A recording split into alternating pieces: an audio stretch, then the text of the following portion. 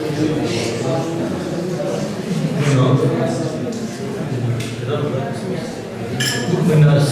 noches.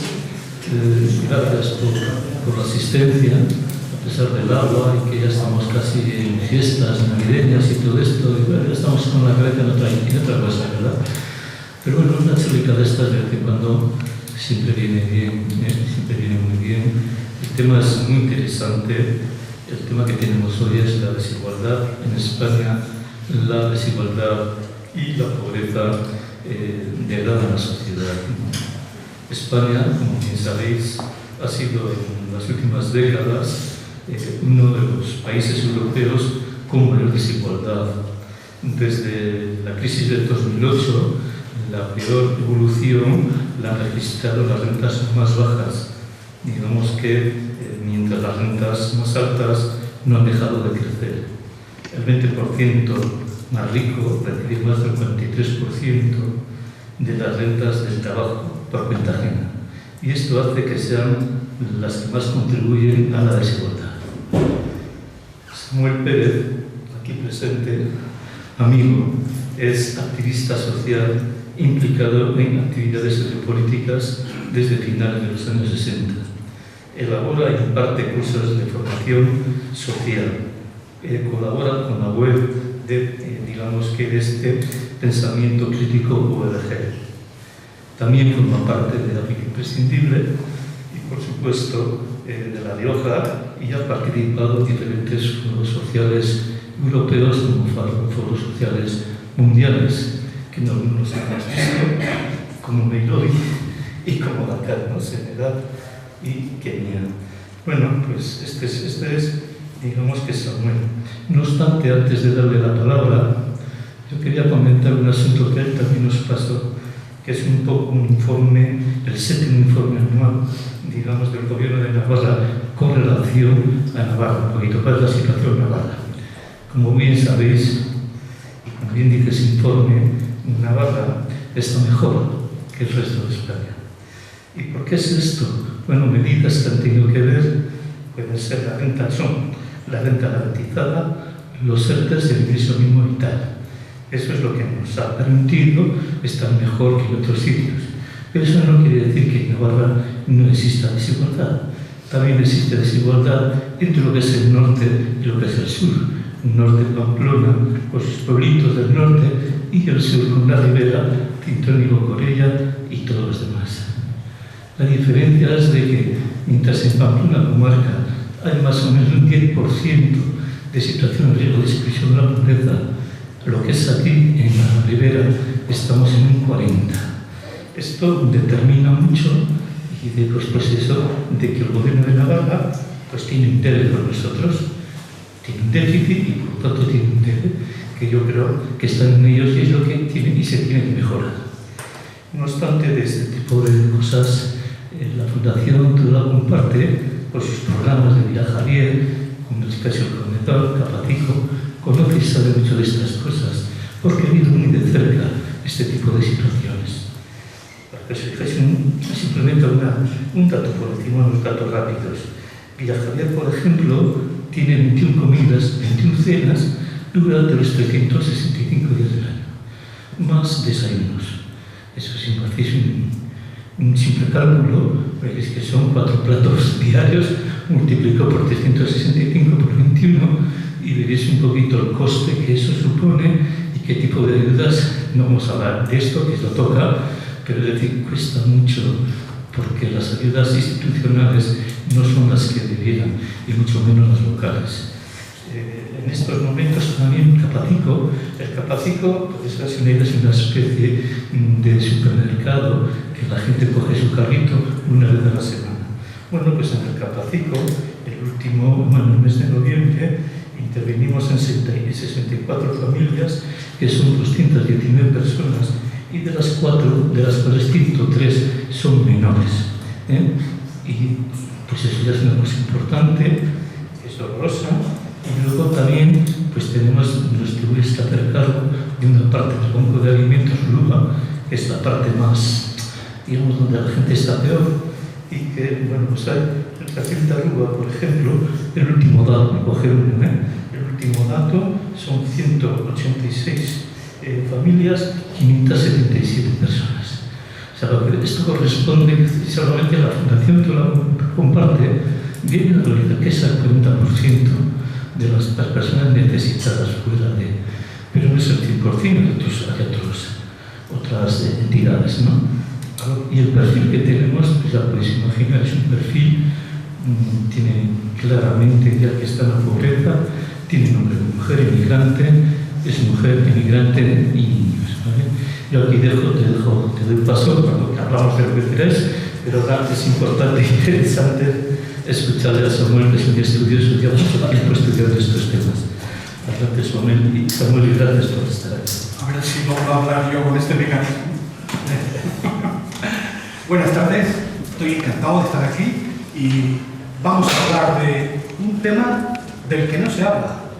Quiero decir que hay varias formas de desigualdad.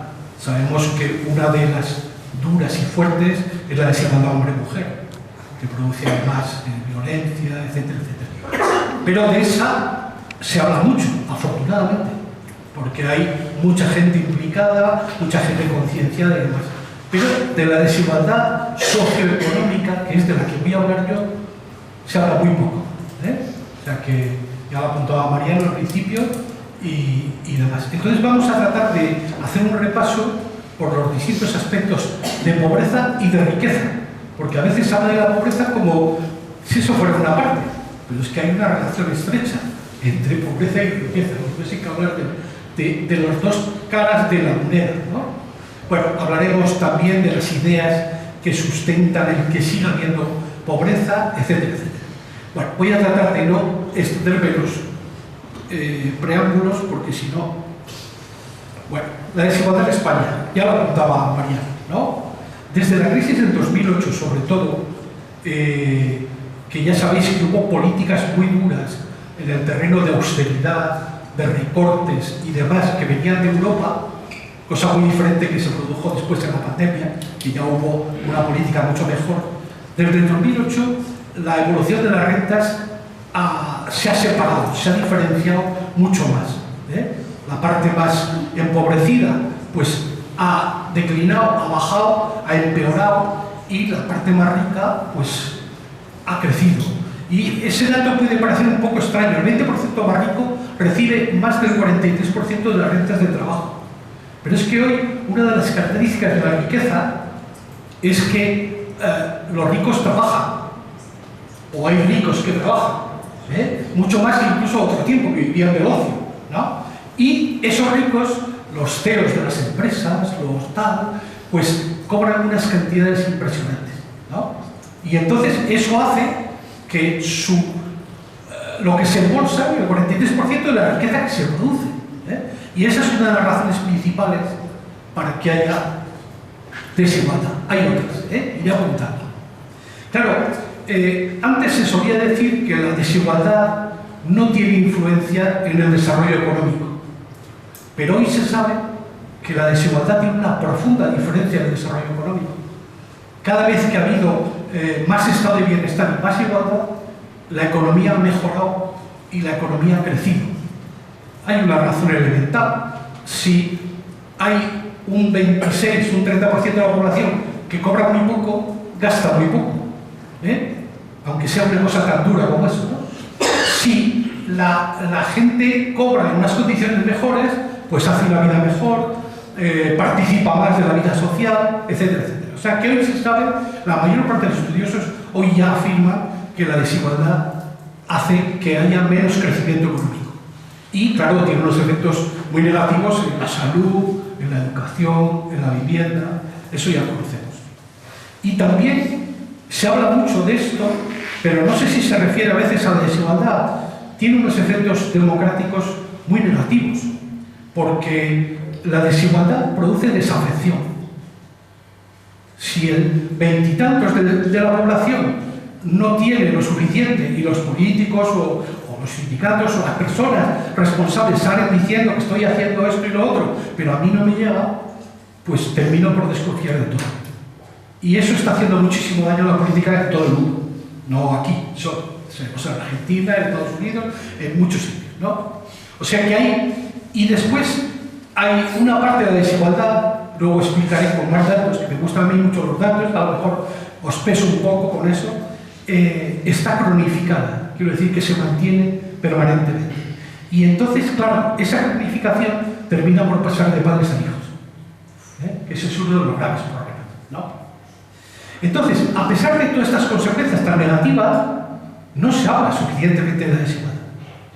Desde luego se habla muchísimo más de lo que se habla nunca, eso también lo digo, pero la culpa la tienen pues estudiosos como Thomas Piketty o Milanovic o muchos otros que han contribuido mucho a desentrañar el tema de la desigualdad, ¿no?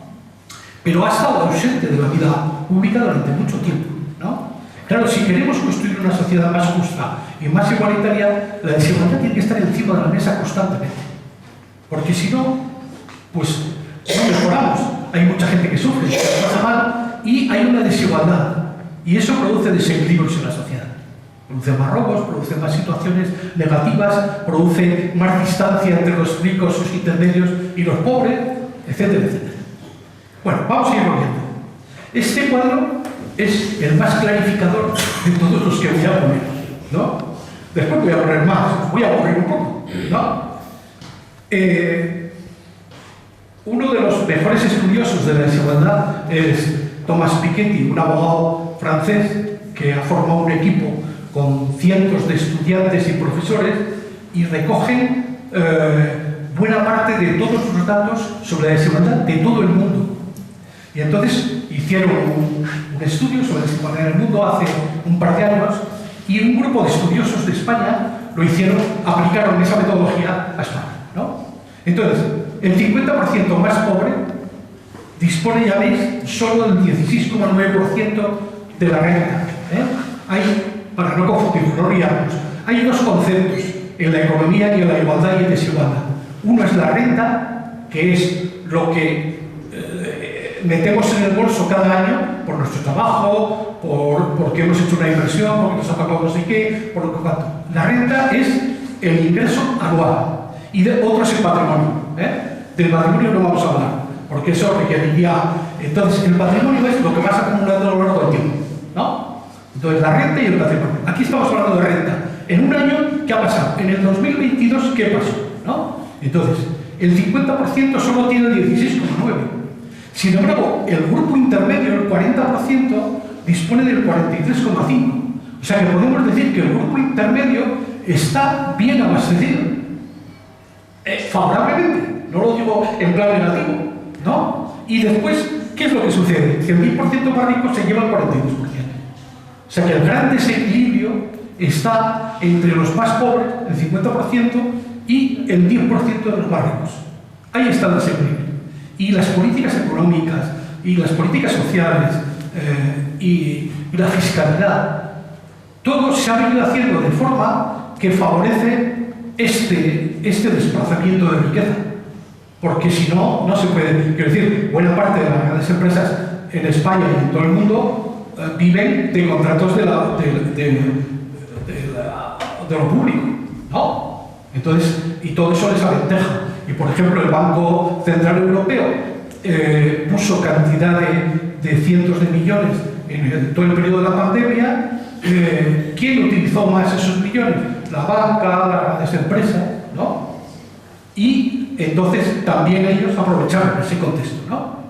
Bueno, entonces, fijémonos en eso. Estos datos lo maneja casi toda la sociología, quiere decir, dividir entre el 50%, el 40% y el 10%, lo que quiere decir que hay un 40% de la población entre la que probablemente nos encontramos que está relativamente satisfecha, ¿no? Que estamos relativamente satisfechos, porque claro, nos llevamos nuestro trozo del paseo. Eso hay que tenerlo en cuenta. Cuando decimos, es que la gente lo presiona, no se mueve y tal, pero hay una gente que está satisfecha. Y ya veremos por otras razones también. Bueno, entonces, para poner la parte positiva, con Jesús Pereiro siempre con la parte positiva que aporto, ¿no? Entre el 2021 y el 2022, la situación de la economía española mejoró bastante, ¿no? Esto es datos de la encuesta de las condiciones de vida del Instituto Nacional de Estadística, que es muy sólido y muy serio, y entonces ha rebajado ese cambio del 2021 al 2022, los indicadores de pobreza y desigualdad han bajado bastante. Para no aburrir mucho, diré que ahora mismo la pobreza y la desigualdad está situada en el 26%, pero ha bajado 1,8 puntos desde el año anterior, ¿no? Y es el mejor dato desde el 2014. Después, otros índices también, porque a veces coges un índice solo y no te deja claro, hay que buscar otros. Entonces, el índice de Gini es un estudioso italiano que inventó la forma de medir la desigualdad. Hay otros, pero este es muy destacado, porque mucha gente le sigue. Entonces, sintetizando, él dijo, cogemos entre el 1 y el 10. Todo lo cercano al 1, más igualdad. Todo lo cercano al 10, más desigualdad. Entonces, en Europa es el espacio del mundo más igualitario que hay, pero con gran diferencia, ¿no? Y entonces, nosotros estábamos el año pasado en el 33, o sea, estamos muy alejados del 10, estamos más cercanos al 1, y este año, en el 2022, hemos estado en el 32. Un solo dato es muy importante porque aporta mucho dinero, ¿no? Y después hay otro sistema de medir la desigualdad, que es cuánto se lleva el 20% más pobre, o el 20% más rico, y cuánto se lleva el 80% más pobre. Y entonces, en ese baremo, también sabemos si ha mejorado o no ha mejorado la cosa. Por ejemplo, en España ha mejorado de forma que la diferencia entre lo que se lleva el 20 y el 80 es de 5,6 a 1. Pero es que veníamos de 6,9. O sea que hay otro dato también que avala esa idea. Dice, son datos muy positivos, pero no conviene olvidar que hay 12,3 millones de personas en riesgo de pobreza y exclusión social. Quiero decir que avanzamos, pero a paso de obra, porque tenía que avanzar más en la reducción de la desigualdad. ¿Y cuál es la razón, según los estudios del Instituto, para que haya mejorado? Pues han desempeñado un papel importante las políticas de desempleo, los ERTE, el salario mínimo, todas las medidas que se han tomado en la dirección de mejorar la vida social. Y eso que muchas han sido un pequeño desastre. Por ejemplo, el salario de pobreza, no me acuerdo cómo se llama ahora, ya me aparecerá, pues llegó solo a cubrir 600.000 personas cuando pensaban cubrir 1.200.000. El índice mínimo, bueno, es igual. Bueno, entonces, hemos aprendido en ese periodo que el escudo social puede cambiar muy mucho la situación. Lo mismo pasa en Navarra. Luego citaré algunos aspectos a partir de lo que ha contado María. Bueno, pero claro, hay que ir poniendo los pelos por el camino. España está fuertemente dividida, y no por lo que dicen algunos, por la cuestión de la igualdad y desigualdad. Si cogemos el país y tomamos la mitad norte, desde Madrid para arriba, encontramos con que la situación económica es mucho mejor que la mitad sur. Pero al límite de que hablamos de que el 26% de media, las medias a veces no ayudan a entender, a veces sí, a veces no. En este caso no. El 26% de media está en pobreza y exclusión social. Bueno, pues Extremadura, Canarias y Andalucía está en el 30%. Y sin embargo, si cogemos Navarra, el País Vasco, Cataluña, Cantabria o la Comunidad de Madrid, está en el 15%. Y ese baremo nos da el 26% de media. Pero la media aquí nos estropea, porque no nos indica que una parte del país vive peor que otra. Y esto ha mejorado, lo advierto. O sea que todavía era peor. Ese dato es importante. Y ya los estudios, hay algunas coordinadoras de ONGs y demás que hacen estudios todos los años, y ya los estudios tienen incorporado este mapa de una forma permanente, porque antes no se miraba, ¿no? Navarra. Bueno, hay que apuntar en beneficio de Navarra, que es la única comunidad autónoma que hace un informe anual sobre pobreza y desigualdad. Si haces un informe anual sobre pobreza y desigualdad, te pueden pillar en Orsay, ¿no? Porque si haces un informe tienes que después de responder porque has mejorado, porque has empeorado y te abres a la posibilidad de que la sociedad civil, la sociedad política te pida cuentas, ¿no? Y es verdad que Navarra se mantiene como la comunidad con menor riesgo de pobreza y exclusión social. Y en gran medida por las mismas razones que ha mejorado la situación en España. Los ERTE, la renta garantizada, el ingreso mínimo vital, ya lo diré, que lo tengo apuntado, ¿no? Bien. Entonces, es el escudo social. Lo que pasa es que Navarra es campeona en este aspecto desde hace algún tiempo. No es nuevo esto, ¿no? Y tiene algunos problemas un poco serios, como ha apuntado Mariano. Por ejemplo, un problema es la diferencia entre el norte y el sur. En este momento, la media de Navarra está en el 11,7% de pobreza severa, pero sin embargo, en Tudela y Estella Lizarra están en el 15,6 y el 15,3. O sea que ahí tienen los gobiernos, las fuerzas sociales y demás, un asunto que tratar con mucha seriedad. Hay que reducir el nivel de desigualdad dentro de Navarra, ¿no? Otro factor es las personas con nacionalidad española están en mucha mejor condición, a pesar de lo que digamos, que las personas que vienen de fuera, ¿no? Pero además hay una diferencia muy grande. Por ejemplo, pues la gente de nacionalidad extranjera, a diferencia del 15% que están en Tudela, en Navarra, pues está en el 59 y en el 38%. O sea que es una diferencia grandísima.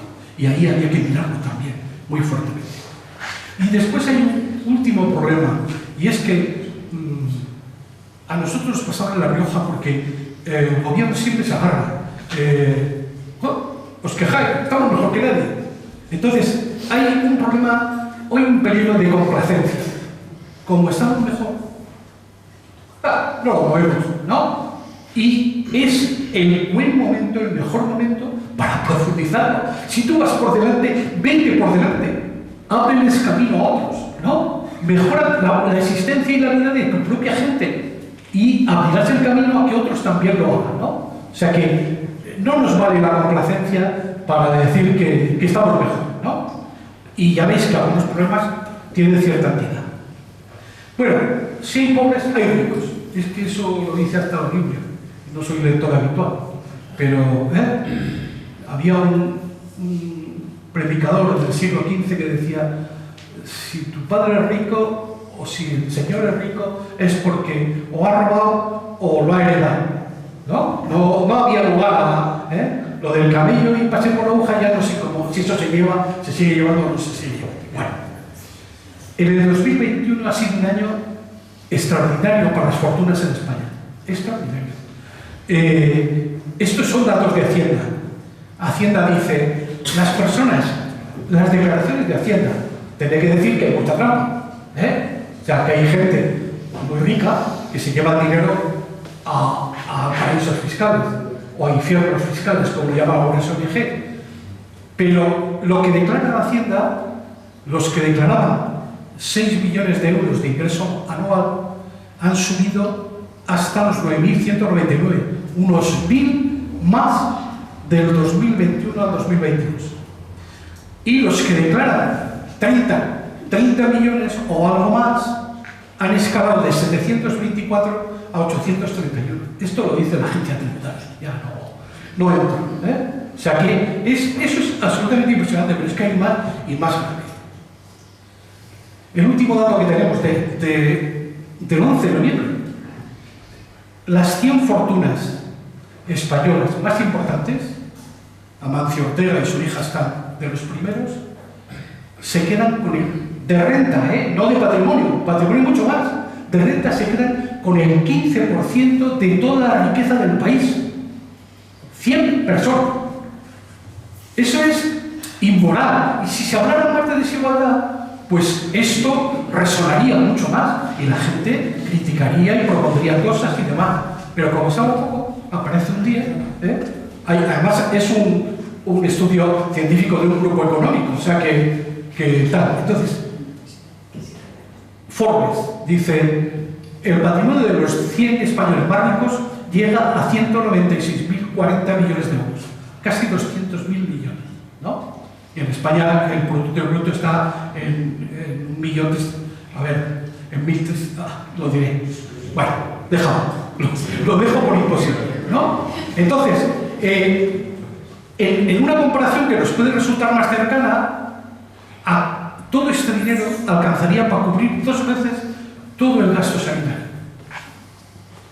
O sea, estas carencias que tiene la sanidad, que luego hablaremos más, y esta falta de médicos, de recursos, de no poder ir a porque no hay médicos suficientes, porque faltan, de los pueblos que están abandonados y que va un médico cada no sé qué, toda esta falta de recursos se podría cubrir perfectamente.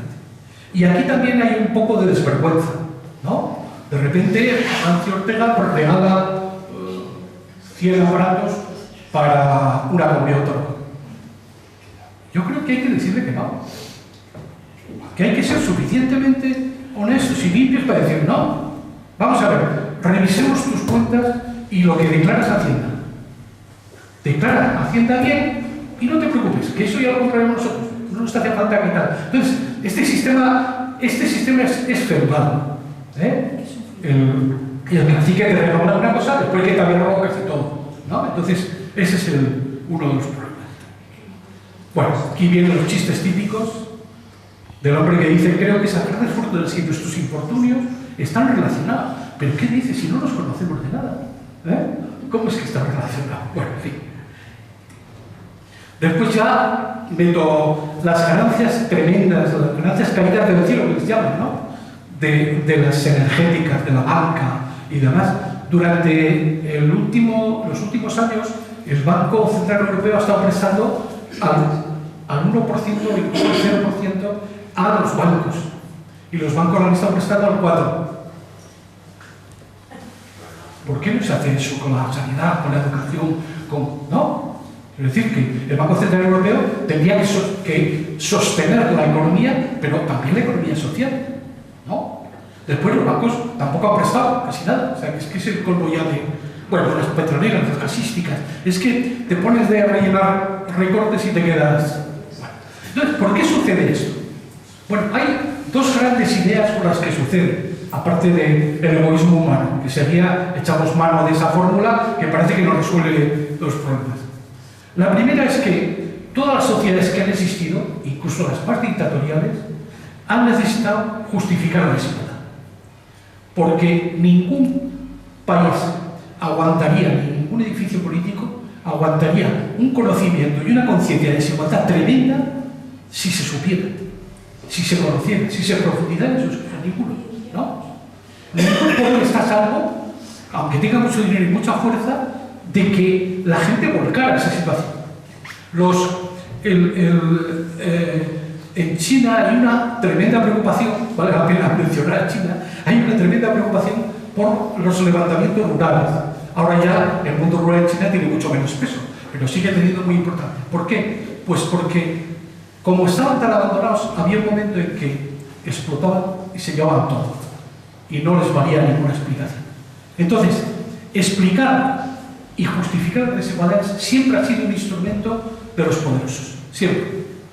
Por ejemplo, esa idea, la desigualdad moderna es justa, porque deriva de un proceso libremente elegido entre todos. Todos tenemos las mismas posibilidades de acceder al mercado y a la propiedad. Si todos tenemos las mismas posibilidades, ya entraremos a la discusión después, si queréis. Pues entonces, ¿qué vamos a decir? ¿No? Y además, todos nos beneficiamos de las inversiones de los ricos, porque dan trabajo, porque esa noción de dar trabajo sigue estando muy presente en la conciencia y en la vida de la gente, ¿no? Y además son emprendedores y los que más lo merecen, los que son más útiles para la vida social. Y otros argumentos, por ejemplo, cuando fallan estos, está el argumento de que todo se puede caer. Dice, bueno, puede que la desigualdad no sea totalmente justa, incluso ni útil, sobre todo cuando aparecen los fenómenos de desigualdad tan importantes. Pero si empezamos a cuestionar esto, se nos puede caer el edificio social. O sea, el argumento del miedo aparece como uno de los elementos más importantes en todas las sociedades, en esta la nuestra, que puede estar más atenuado en todas las sociedades. O sea, la estabilidad sociopolítica y proteger la propiedad, porque si empezamos a atacar la propiedad, nosotros que tenemos un gallinero igual nos lo quitan, ¿no? Y ese tipo de fórmulas. Entonces, eso ha sido un argumento de siempre, desde la razón para no abolir la esclavitud, la razón para no subir el salario mínimo, la razón para no reducir las horas de trabajo, etcétera, etcétera. Y el segundo gran argumento es que los pobres son los culpables de su pobreza. Si son pobres, por algo será. Pues no se esfuerzan, porque no trabajan, porque no le ponen interés, ¿no? O sea, ese es un argumento muy... la bulia, la pereza, y por eso hay gente que sostiene que no hay que dar apoyos de ningún tipo, porque entonces proponemos más y les hacemos ver que es que no hay que preocuparse, que ya viene el Estado y nos arregla el asunto. Entonces, esto lo dice Tomás Piketty: la culpabilización de los más pobres constituye uno de los principales rasgos distintivos del actual régimen desigualitario, ¿no? Y el contraste con esto es la idea de meritocracia. Quien es rico es porque se lo merece. Y entonces, ¿cómo se lo vamos a quitar? ¿No? Es porque ha acertado, ha invertido bien, cuando sabemos que la parte de los negocios vienen del apoyo del Estado, ¿no? Y otras razones, ¿no? Entonces, Milanovic, que es otro de los grandes estudios sobre la desigualdad, dice que hay numerosos estudios que indican que la situación socioeconómica que cada uno dispone solo se debe al 25% de nuestros esfuerzos. Y sin embargo, el 75% depende de las circunstancias que nosotros no controlamos. Por ejemplo, si naces en Malí, en un barrio extremo, o si naces en Zaragoza, en un barrio normal. Por poner un ejemplo cualquiera. Incluso en España, el propio gobierno encargó un estudio bastante amplio para mirar con una perspectiva de mirada larga el futuro económico, ¿no? Y en ese estudio se reconocía que el 70% de la desigualdad española se debe a la herencia. Luego hablaré de las herencias y de las medidas que se están tomando. Las herencias juegan un papel crucial. ¿Y qué se puede hacer? Pues, tanto en el patrimonio como en las sucesiones y donaciones, es problemático que haya una competencia autonómica. Por ejemplo, que Ayuso les ahorre 1.200 millones de euros a los ricos de Madrid. Porque además, incluso después le va a decir al gobierno que no le da el dinero suficiente para poder invertir en salud, ni en educación, ni en vivienda, ¿no? Entonces, primero había que acabar con esa competencia, había que poner un límite a ese sistema. Y a partir de ahí, grabar a todo el mundo. Y como reconoce la misma Constitución, depende del dinero que tengas. Cuanto más riqueza tienes, más tienes que contribuir. Porque esta sociedad la sostenemos entre todos.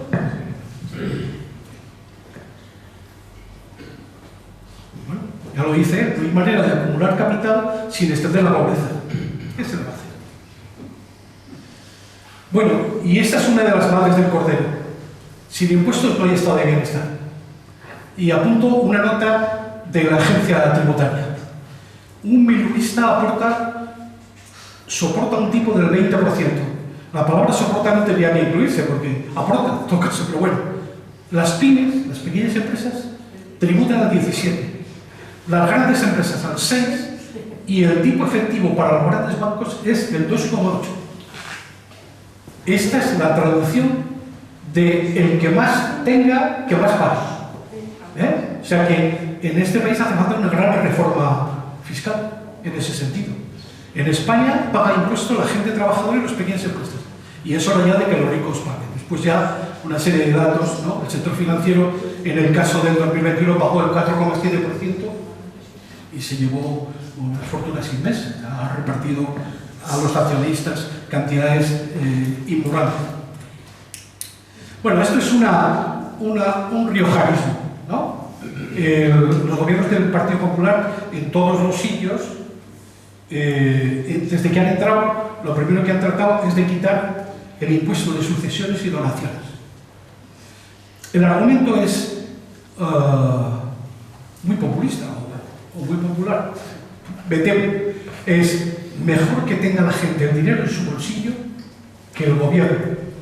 No dicen después cómo se va a pagar la sanidad, la educación y todo lo demás, incluso sus salarios.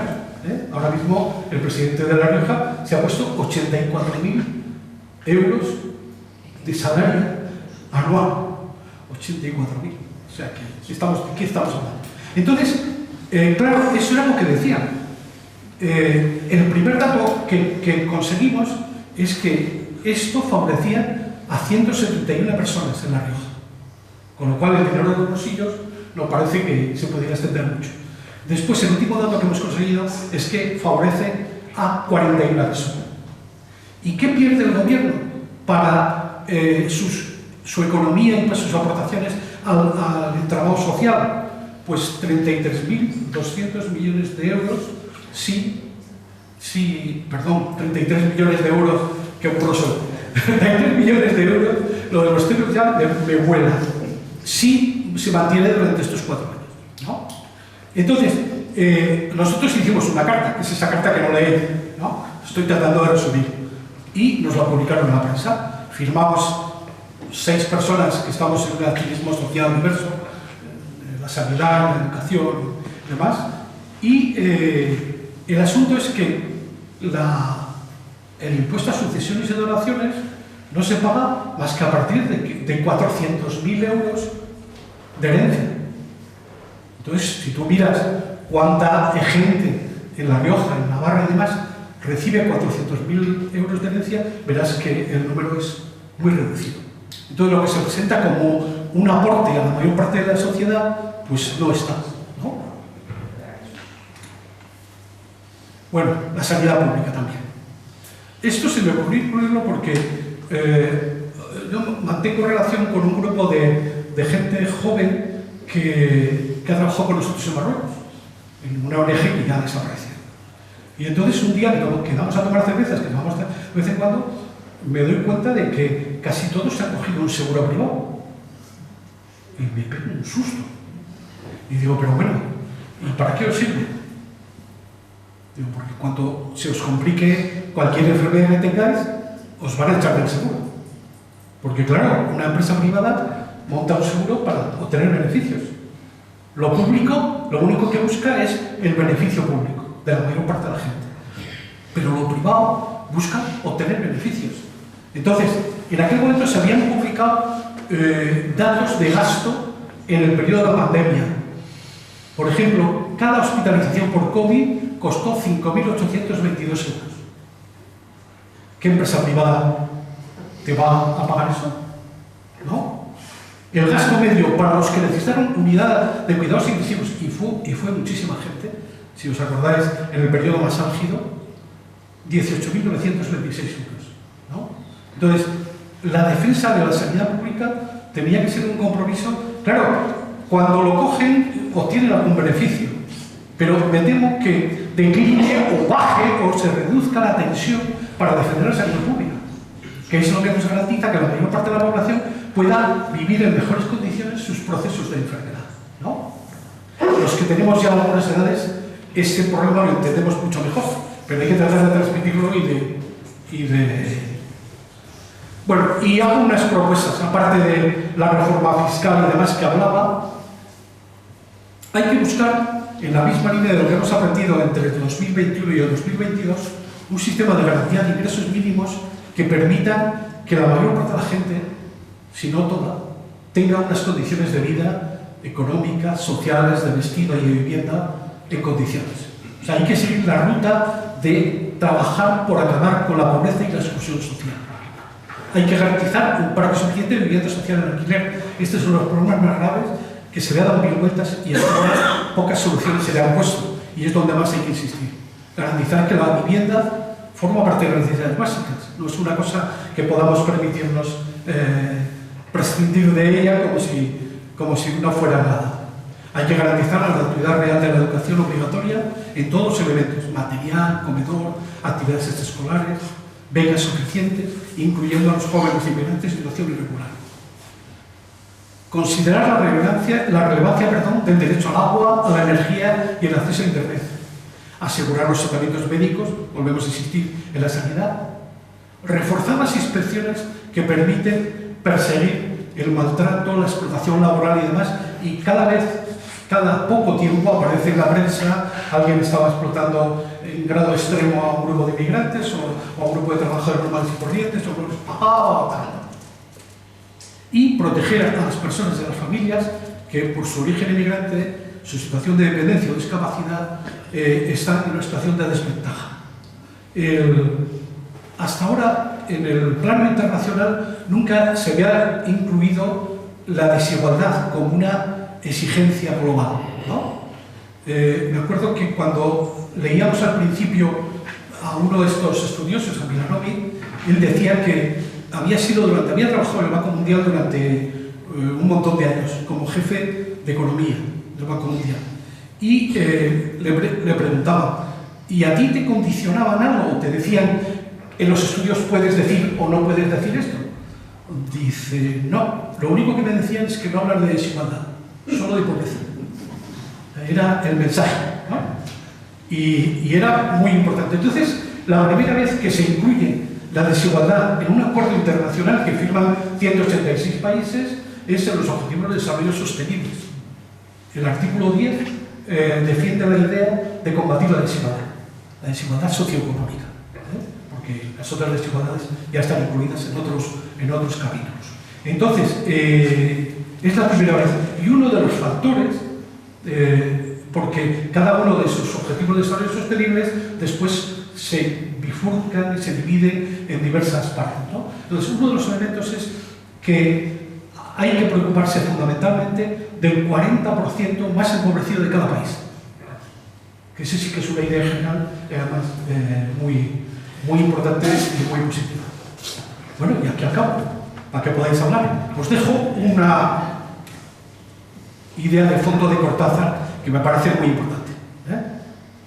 La escribe en Rayuela. Pues ya está. Ahora hablemos y discutamos.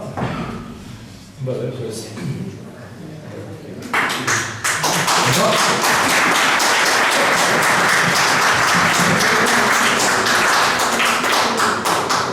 Vale, pues tenemos un ratico, como media hora o así. Establecemos un turno de palabras. Levantéis la mano y bueno, pues ahí estamos, para lo que queráis. Sí.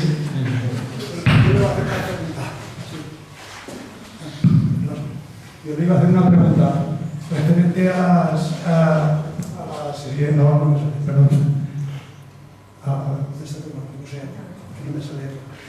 las residencias. Eso es, cuidado que pegue más. Siento mucho. Bueno, a ver, hay un periodista de Info Libre, ¿cómo se llama? Con la memoria, que ha hecho un libro, estuvo en Logroño, no hace mucho, explicándonos todo el proceso de Madrid y no de Madrid solo. Que no de Madrid solo, de toda España. Lo de Madrid es absolutamente escandaloso, pero es que lo de Cataluña también lo es y otros muchos. Y en Navarra también. Entonces, hay un libro que vale la pena leerse. ¿Cómo se llama? Rico. Era Rico. Sí.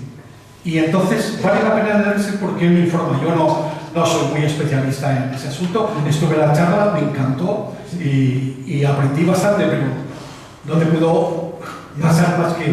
Le voy a decir dos preguntas solo, y perdone, porque resulta que todas las sudamericanas y extranjeras que hay ha habido ya 2 o 3 manifestaciones y no deben de oír nada, deben de ser sordos. ¿Entienden? Las están manipulando unos sueldos de miseria, y yo se lo digo porque estoy dentro de ello. Y a mí se han reído, y eso sí no se lo perdono. No tiene ni humanidad, ni humildad, ni ganas de pareja. No ven más que los dineros. Y es tristemente en Navarra, está hablando en Navarra y concretamente de Tudela. Viene el señor que viene a darlo todo por bueno y dice, a tal hora vamos, y está todo perfecto. No lo digo porque está mi señora, que estoy encantado de la vida. Lo digo por las otras. Y no le voy a decir dónde está. Pero tristemente, yo he ido llegando a casa con una madre impotente. Pero es en el siglo XXI que estemos aguantando ciertas cosas y eso se tapa todo.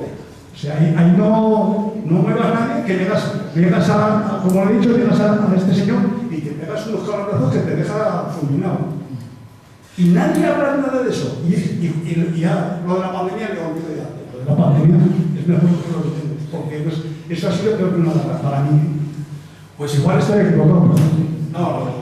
Pues Rico ha hecho un trabajo de investigación extraordinario. De hecho, en Logroño solo habló de la extracción de Logroño, de La Rioja, perdón, porque ha hecho un trabajo sistemático y tiene libros y está haciendo, y lleva años haciendo una labor. Y claro, él lo que dice es que hay que llevarlos a la justicia. Es que no hay otro camino, llevarlos a la justicia. Porque han destrozado la vida de mucha gente, porque han matado la dignidad de la gente mayor que estaba más indefensa, que estaban en peores condiciones. Entonces, que ese es el camino. Y de hecho, en algunos sitios, en Madrid está habiendo un movimiento, no sé con qué fuerza todavía. De hecho, ahora mismo el asunto está en Europa, en algún espacio judicial europeo, que lo han llevado las familias de Madrid. Pero ya digo que hay muchos otros sitios, aunque Madrid es absolutamente deleznable lo que han hecho y cómo han tocado a la gente. En la residencia, desgraciadamente, vamos a tener que ir todos. O sea que eso para mí, y no porque me ha tocado a mí, que físicamente y mentalmente estoy bien, pero vamos a tener que ir todos y no se mueve un dedo. No se mueve un dedo. Y llevo 16 años insistiendo y me da con las puertas las narices y hago más. Con perdón. Hay que agruparse. Hay que agruparse. ¿Sí? Hay que agruparse, hay que juntarse a otra gente que tiene la misma inquietud y preocupación. ¿A quién tú le has ido a dos manifestaciones o tres del mismo sitio? Y ahí se ha quedado todo, ahí se ha quedado todo. Y no van a mover de un dedo. Nada más. Muchas gracias por venir. Gracias a ti. Al final sí, al final de todo.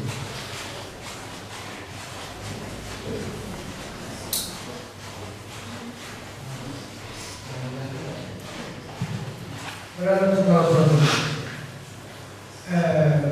Contestación al señor Rey, la verdad que para mi orgullo, la gente mayor no se suscribe de casa. De hecho, no digo ni mayores ni señores porque yo creo que hay que cambiar la mentalidad. Pues es gente de muchos kilómetros recorridos. Y para saber el camino, igual hay que adiestrar de gente sabia de kilómetros bien caminados. Y sería mucho de agradecer. De hecho, hay un proverbio árabe que dice: en una aldea había una especie de ritual que la gente cuando era mayor la llevaban a la cima de la montaña y la tiraban, los enfermos, etc.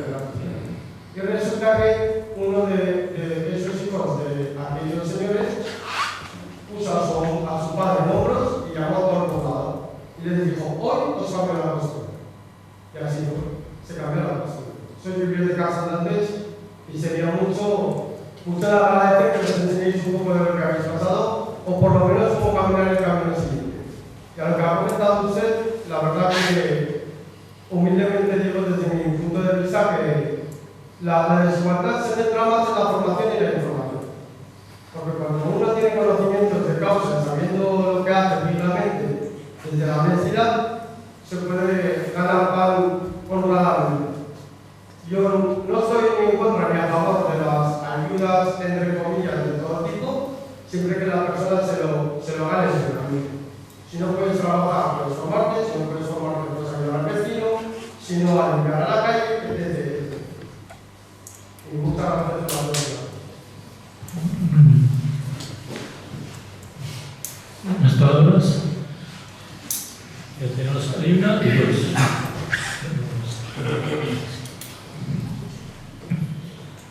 Hola, buenas tardes.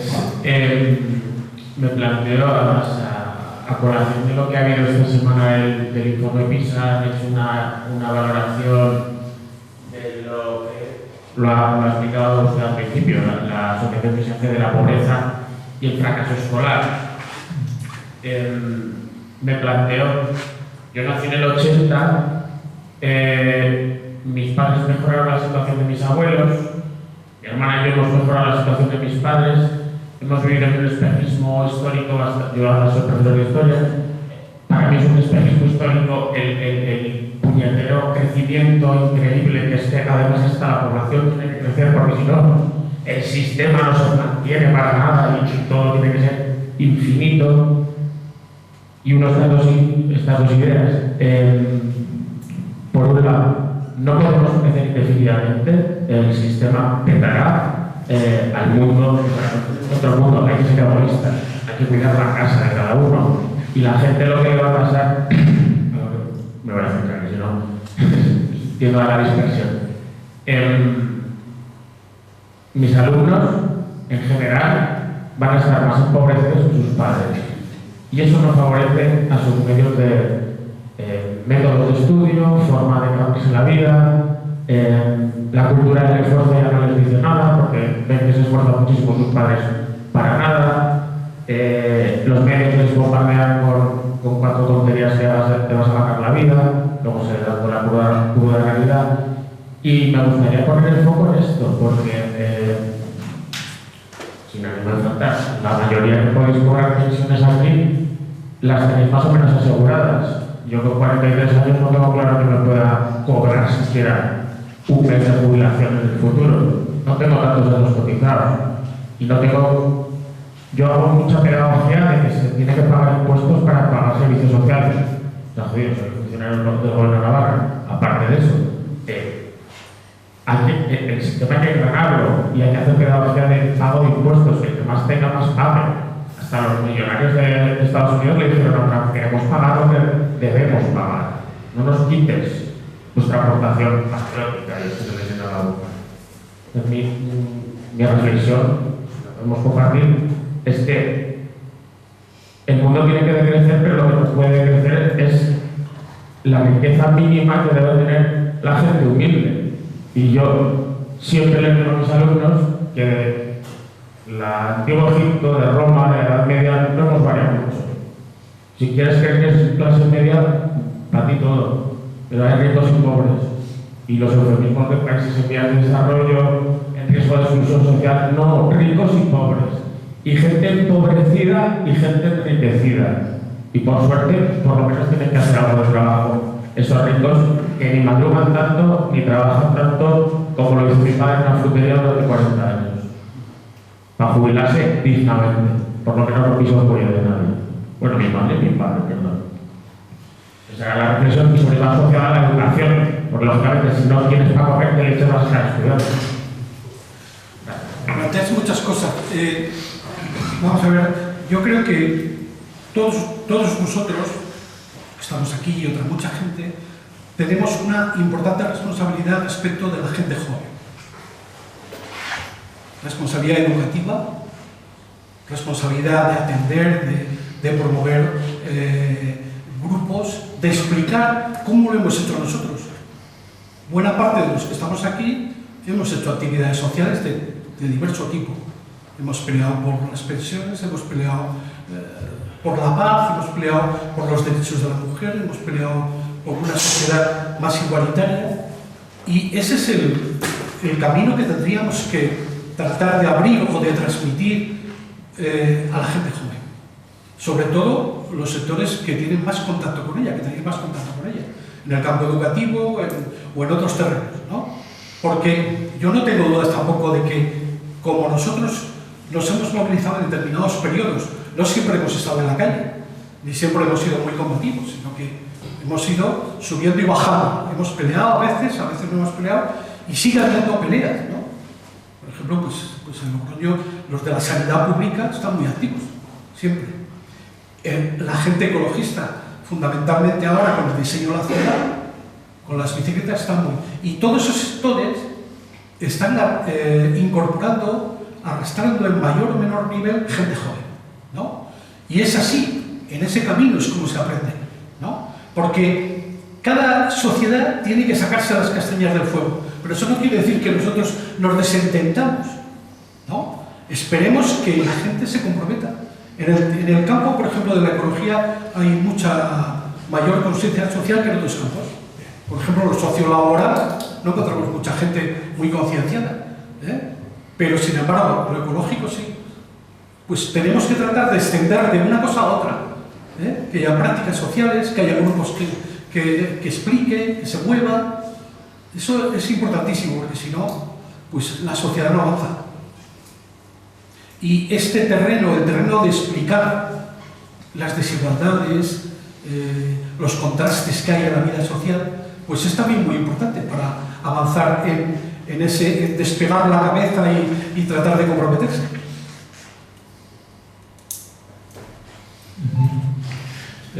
Hay una palabra acá y luego aquí adelante. Mi reflexión va, después de toda la explicación que usted ha dado, con el tema de que se cree una sociedad endémicamente pobre. Porque si ese planteamiento lo asumimos como que es irreversible, ya solamente se nos cae todo el proyecto, sino que yo creo que es el gran problema en el que tenemos que poner la atención. Cómo familias que son pobres, los hijos van a seguir siendo pobres y así sucesivamente. O sea, yo creo que en ese momento es cuando realmente el proyecto se nos hace aguas. Es verdad que al final la redistribución de la riqueza es un planteamiento ineludible, es un planteamiento en el que tenemos que seguir insistiendo. No es fácil. Lo mismo que no es fácil llegar a la gente, a la sociedad en general, con estos problemas que realmente son los problemas. Y es cierto que yo creo que también hay que ser corresponsables con el tema, por ejemplo, cuando ha puesto el mapa de España, donde el norte es más rico que el sur. Bueno, yo soy nacida en Extremadura y yo conozco Extremadura porque amo mi tierra y voy varias veces al año a mi tierra. Uno de los debates entre la gente joven, entre mis amigas que son más jóvenes que yo, es que legalizar una empresa, una pequeña empresa, estamos hablando de minifundios en el norte de Extremadura, no estamos hablando de las dehesas, es muy costoso, lleva mucho papeleo, entonces todo o gran parte del trabajo o no lo planteo legalmente o planteo el B. Entonces yo creo que ese es un elemento donde hay que incidir para que realmente aflore lo que en la gran empresa, por supuesto, en los grandes capitales, por supuesto, pero que la sociedad entienda que pagar los impuestos es fundamental para la redistribución de la riqueza. Unirlo, porque ese es el debate de todas las vacaciones. Eso es el debate de todas las vacaciones. Entonces, a mí, refiriéndonos al caso concreto, a mí lo que me llama poderosamente la atención es que efectivamente la pobreza se enraiza de tal manera que se hereda, y es una mala herencia, porque eso rompe para mí todo lo que es la línea en la que realmente tenemos que ir superándonos, y además en la Ribera Baja pues tenemos situaciones más complejas que probablemente en el norte, porque también hay más capacidad de trabajo informal, mal pagado, y además a veces todavía seguirá siendo ilegal, pero es cierto que aquí tenemos una sociedad mucho más mezclada, afortunadamente, pero también con más necesidades. Y es cierto que muchas de las personas que estamos aquí tenemos relación con la sociedad. Bueno, Mariano es un ejemplo clarísimo y otras personas que están aquí conmigo, pero todos conocemos a esa pareja, a esa familia a la que ayudamos o intentamos ayudar, y sería terrible que eso fuera permanente de manera endémica. ¿Qué hacemos ante esa situación tan terrible? Vamos a ver, buena parte de la pobreza, de los focos de pobreza amplios que hay en la sociedad, tiene que ver con las condiciones en las que nace y se desarrolla la gente. Es decir, tú si puedes acudir y tener estudios, ¿no? O tienes condiciones de vida en las que desayunas, comes y cenas, porque sabemos que hay sectores, hay niños que van a la escuela y no han desayunado, ¿no? Entonces, si creas unas condiciones sociales, un salario mínimo adecuado, unas condiciones de trabajo adecuadas, un mecanismo educativo que permita integrar a la gente y que participe y aprenda y cambie, todo eso va cambiando la situación. De hecho, si miramos la sociedad desde los años 50, por ejemplo, pues ¿cuántos hijos de trabajadores o de agricultores iban a la universidad? Y hoy estamos en un nivel muy parecido al europeo. Es decir, tú cambias las condiciones y permites que la sociedad se desarrolle en otra dirección. ¿Cuántos derechos laborales tenemos hoy que no teníamos? Y muchos de ellos encima no se aplican, porque no hay control. Pero ¿cuántos tenemos que no teníamos? ¿Cuántos cambios ha experimentado la vida de las mujeres en nuestra sociedad? Todo eso se ha hecho porque se han ido cambiando las condiciones. Y el cambio de las condiciones lo viene dado primero porque unas minorías siempre promueven y un núcleo social más amplio se da cuenta de que determinadas cosas hay que cambiarlas, ¿no? Y entonces también se mueven. Pero tenemos que crear las condiciones, crear la conciencia, el conocimiento y las condiciones, porque uno no es pobre porque quiera, no desea nadie ser pobre, como no se pone nadie a migrar porque le ha dado el placer por ahí, sino son las necesidades las que te están moviendo. Entonces tenemos que seguir con lo que hemos visto. Nosotros somos de alguna forma hijos de los desarrollos económicos y sociales y de derechos de este país, porque hemos conocido situaciones peores, mucho peores, en muchos terrenos, ¿no? Entonces también eso te abre el camino, ¿no? A pensar que si se cambian las condiciones facilitas que la sociedad sea mejor, sea más justa, más libre, sea más equilibrada, haya más interacción social, etc. Pero claro, esto es más fácil decirlo que practicarlo. Pero en todo caso yo lo que aporto es que nuestra experiencia, la de muchos de nosotros, ha venido en esa dirección. Es decir, que nosotros somos hijos de esos logros y de esos avances, ¿no? Sí, simplemente por ampliar un poquito la pregunta que comentabas sobre la inquietud, la inquietud que tienes. Yo antes os comentaba, por ejemplo, en el inicio, la desigualdad en Navarra, conocía lo que es Villajanier, conocemos bastante porque trabajamos esas desigualdades y qué es lo que hacemos en la práctica. Os decía, por ejemplo, que en el Capacico, por ejemplo, en el mes de octubre, intervenimos 64 familias con 64 familias con 208 personas, y de los cuales 103 eran niños.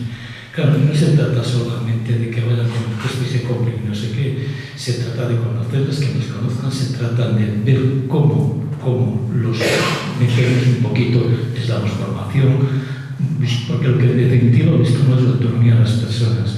Entre otras cosas, lo que hacemos también es enseñarles todo el circuito que tenemos en Tudela de acompañamiento, servicios sociales, etcétera, etcétera. Inclusive esa formación que tratamos de darle, pues lo que hacemos un poquito hasta la búsqueda activa de empleo. Digamos que es como un pequeño centro de guía, muy interesante. Yo creo que lo hace poquita gente esto, pues esto es lo que hacemos. Y más, voy a decir, para que esas mamás, que se quedaban 103 niños, sean solteras o separadas, y efectivamente pues puedan asistir a clase con el voluntariado europeo. Lo que hacemos es evidentemente pues es una especie de biblioteca que está con los niños y niñas pequeños, que lo hacen unas chicas francesas e italianas. Hay muchos mecanismos y muchas maneras de reforzar las cosas, no solamente desde la perspectiva histórica, sino también desde la perspectiva no concreto de que hoy se pueden hacer cositas y hay mucho trabajo. ¿Me permites una pregunta? Sí. ¿Quién financia? ¿Hay dinero público suficiente? O sea, No. ¿Hay incorporación desde el ayuntamiento hasta lo que es la zona Yo os decía antes, por ejemplo, que la diferencia de desigualdad entre el sur y el norte es estrepitosa. Si bajamos a la Ribera, hablaba del 10 y el 40 con respecto.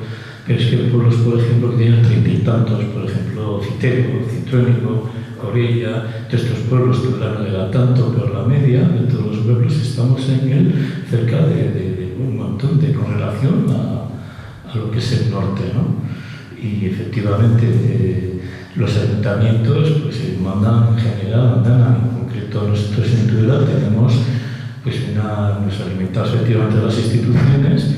Una cosa es el gobierno de Navarra y ya he mencionado un poquito por encima, no se trata aquí de ir nada más, porque tampoco se trata de esto, ¿no? Pero estamos escasos con el tema de la institución del Ayuntamiento de Tudela, eso es así. Y nos buscamos la vida por todos lados. Sí, y luego está una moza Quería hacer un comentario un poco macropolítico de cómo el mundo ha ido evolucionando políticamente de una forma tal que las desigualdades se han instalado de una forma más profunda. A partir de la Segunda Guerra Mundial hasta la caída de la Unión Soviética, cuando la URSS existía y en el este de Europa estaba con regímenes socialistas, la consecución de logros y de la izquierda en Europa, yo creo que en el mundo, tenía más vigor, más potencia. Cayó la URSS en el año 91 y todo se ha ido desmoronando. Las desigualdades han aumentado en el mundo. Y el colmo fue lo de la URSS. Yo cuando cayó en el 91 la URSS y empezaron a aparecer el Abramovich, toda esta élite. Digo, pero esos tíos, ¿qué han hecho para que se lleven ellos todos los recursos de la URSS? En principio, si la URSS desaparece, todos los recursos económicos eran del pueblo. Luego tenía que haber reparto de todas las acciones para todo el pueblo ruso, de todas las acciones de todos los recursos económicos. Pues no, desaparecieron. Apareció la Abramovich, desapareció no sé quién, que fue el colmo de la desigualdad que todavía está instalada. Bueno, lo de China yo no sé por qué, yo no entiendo lo de China. Capitalismo en un sistema comunista, pero en general, a partir de la caída de la URSS, yo creo que todo se ha deteriorado.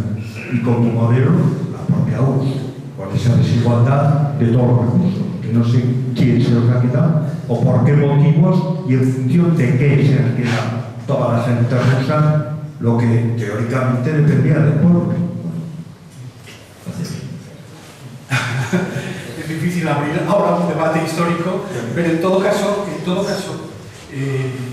la URSS surgió por lo que surgió. Era una dictadura. Teóricamente todo estaba a manos del pueblo, pero estaba una minoría que tenía agarrado con mano de hierro a toda la sociedad, ¿no? Y en todo caso hay que remontarnos a que la desigualdad ha estado presente siempre en la vida de las sociedades. Siempre. En 1810, que se tienen los primeros cálculos, el 80% de la población del mundo vivía con menos de $1 al día. En 1810.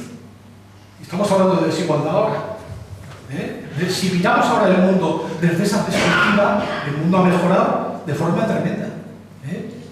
Claro, pero hay que analizar cada sociedad. Quiero decir, las sociedades europeas, dejando al margen todo el proceso de la URSS, ¿cómo han evolucionado? Pues ha habido cosas que han avanzado y ha habido cosas que han retrocedido. Y en todo caso, son sociedades que tienen las capacidades necesarias para imprimir una orientación al proceso social de sus países, de sus pueblos y demás. Que no lo hagamos porque en un momento determinado estamos muy paralizados, estamos muy quietos, pero sabemos que ha habido momentos en que se ha hecho y que probablemente se seguirá haciendo. Entonces, claro, comparar tales eventos, la humanidad viene de la carencia, ¿no? 1810, el 90%, entre el 80 y el 90%, menos de $1 al día. Queda eso de sí. Y en el 50 ya era solo el 50%, en 1950. Entonces, que es muy difícil, o fijamos un punto para el debate, pero mezclar todos estos parámetros tampoco nos ayuda mucho. Un poco. Maribel está de rato.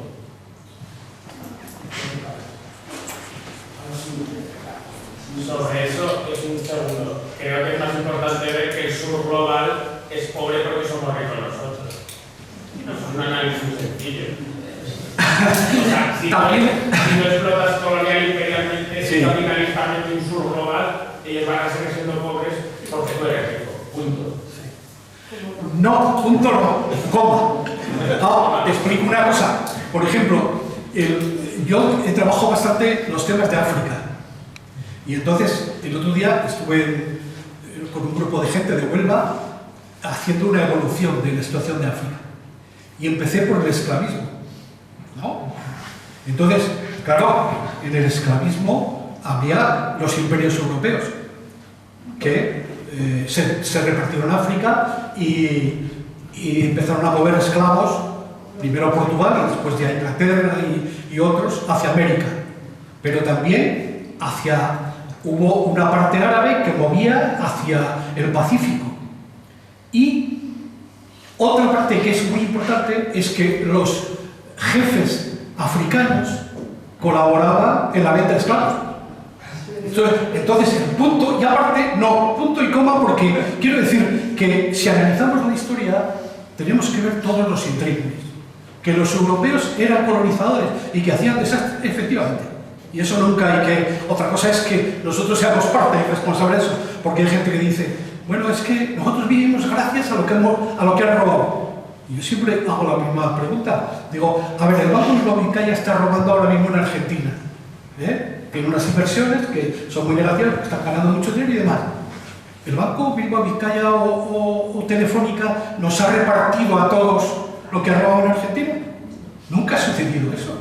Han sido las élites las que se han quedado con la parte. Entonces quiero decir que los análisis históricos hay que tratar de verlos también en todas sus dimensiones, ¿no? O sea, los jefes africanos vendían esclavos porque en aquel periodo, entre 1500 y 1800, todos los ejércitos conquistaban y tomaban esclavos, todos, no solo los africanos, ¿no? Era una práctica habitual y los vendían. Entonces, claro, la responsabilidad a veces está muy compartida y es muy problemático el no ver todos los variables del asunto. Esos son los padres de los ricos, al fin y al cabo. Vale, seguimos. Sí. Hola, muchas gracias por la charla, fue muy interesante. Yo tengo una duda, a ver si sería posible aplicar la renta básica universal como un método de redistribución que sea factible o es algo utópico.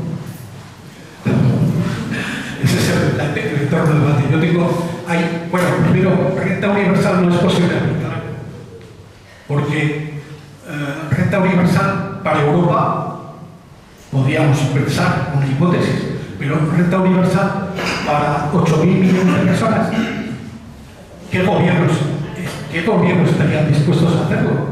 ¿Y con qué métodos? ¿Y dónde saldría el dinero? ¿No? Y después, en el caso de España, yo creo que ahí hay un debate abierto. A mí hay cosas de la renta universal que no me terminan de convencer. Por ejemplo, se han aplicado bastantes experiencias, ¿no? Hay países que han hecho una práctica parcial, incluso en Cataluña se ha hecho una práctica parcial y demás, pero a mí me queda mucho margen de duda, porque los diseños de renta universal se supone que todo el mundo va a recibir sin ninguna obligatoriedad de aportar lo que quiera aportar a la sociedad. Pero, claro, el sentido de la responsabilidad de la sociedad ahora es dinamitado, porque imaginémonos que para sostener la sociedad hace falta un 50% de esas personas que reciben el salario social que además trabajan. Pero ¿y si solo trabaja el 20%? ¿Cómo se sostiene esa sociedad? ¿De la miseria y del hambre? Y después hay otro factor que me preocupa mucho. Nosotros, los europeos sobre todo, tenemos uno de los logros sociales más importantes del mundo, que es el estado de bienestar, ¿no? Sanidad, educación, pensiones. Nunca veo claro las cuentas de dónde se puede sacar el dinero para el reparto universal si no se debilita sanidad, educación. Yo ahí tengo unos márgenes de duda muy grandes. No me opongo porque veo que hay gente que lo defiende y tal, pero más me lleva a distanciarme un tanto de la fórmula. Y de hecho hoy prácticamente no hay sectores políticos que la defiendan. En la izquierda tampoco. O sea, hay algunos grupos, incluso que se dedican desde hace tiempo a defender esa opción, pero yo le veo serios problemas. Y de luego universal nunca puede ser, porque claro, los del Malí que van a cobrar, igual que nosotros, los de Tanganica, o sea, los de Sudáfrica, ¿cómo van a...? Todo ese tipo de cuestiones que lo problematizan mucho. Vale, pues vamos terminando. aquel mozo, si alguien quiere más, si no, acabamos enseguida, ¿vale? Una serie de avisos que os tengo que pasar y nos vamos, ¿de acuerdo? Ya, pues no voy a tener que cerrar. Venga, Andrés. Muchas gracias de nuevo. Yo creo que la ayuda universal humildemente sería pagada al trabajador, al currera que se dedica. El que más trabaje, más se gane. En vez de dar 2 pagas extras, que den 4. Pero que se lo trabaje. Porque no viene en casa que viene el tipo, que el lista o lo que sea, y te envíe dinero. Dinero fácil se gasta fácil. Si no, no son responsables de dónde viene. Quitar la rematez, una persona buena. Entonces, como un proverbio chino decía, en una aldea les puso una piedra en medio del camino de la aldea. Y el agricultor, el comercial, todos ellos criticaban quién había puesto esa piedra. Pero uno de los pastores de la aldea cogió su padre y empezó a tocar el suelo. Y debieron hacer al esfuerzo que todo el poblado le ayudó a meter la piedra. Fue recompensado por el rey por la acción, más que por la palabra. Yo creo que el pequeño gesto es la gran gesta, es ayudarnos nuevamente todos dentro de nuestras posibilidades. Yo creo que la ayuda no es solo económica, sino tiene muchas variantes y muchas posibilidades. Y agradecido por esta charla. Bueno, lo dejamos, lo incorporamos al debate que hay que hacer con la propuesta. Bueno, pues simplemente comentaros un par de cosillas. Lo primero, este tipo de charlas, como bien sabéis, están grabadas, las podemos pasar por la web nuestra. Entonces es muy sencillo, la web nuestra que tenemos es fundacionaccionsolidaria.es, todo seguidico, .es, y para meterse ahí y llegará todo lo que hemos estado hablando y también las fotocopias extras, ¿vale? Oye, una serie de ciclos. Primero, este sábado 16, Comercio Justo hace una degustación de productos de 11 a 13, ¿vale? Donde está la tienda, Ya sabéis que está donde la plaza del mercado, ¿vale? Otra cuestión es que el día las personas mayores, que tengo aquí, las personas mayores en Tudela, el 17 de diciembre, hacen una mesa redonda a las 19 horas en la calle La Rúa. En esa mesa redonda hay diferentes participantes: Juan Amuro, de Salud de Abuelo Navarra, Ana Sitilla, de la Plata Social, Esther Jiménez de Cruz Roja, Esperanza Rubio, de la Asociación Cuidados de la Ribera, Matilde Durano, de la Fundación Tú lo Comparte. Organiza el Colectivo Independientes de Tudela. Al día siguiente, viernes 18, eso, 14 y 15, en la letra pequeñita, es un taller de las tecnologías, ¿vale? De la misma línea. Y el sábado 23 de diciembre, a las 12 de horas, hay una comida, fiesta de Navidad, de las 12 a las 18, una fiesta en la Plaza Pío XII, ¿vale? Y bueno, pues un poquito más, que hay algo también con relación un poquito de los migrantes, que es el de los inmigrantes.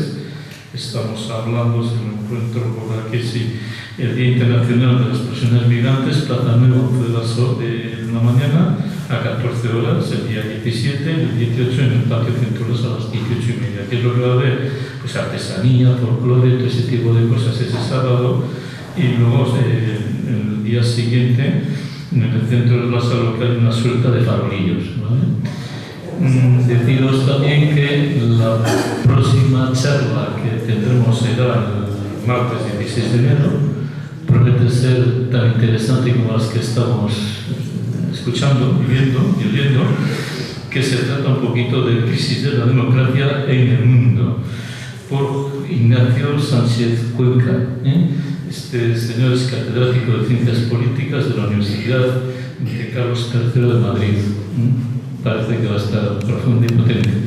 Nada, y sin más, oye, pues a pasar buenos días, estas fiestas navideñas, feliz año nuevo, feliz Navidad, eta urte gureo, solidaridad eta urte gureo.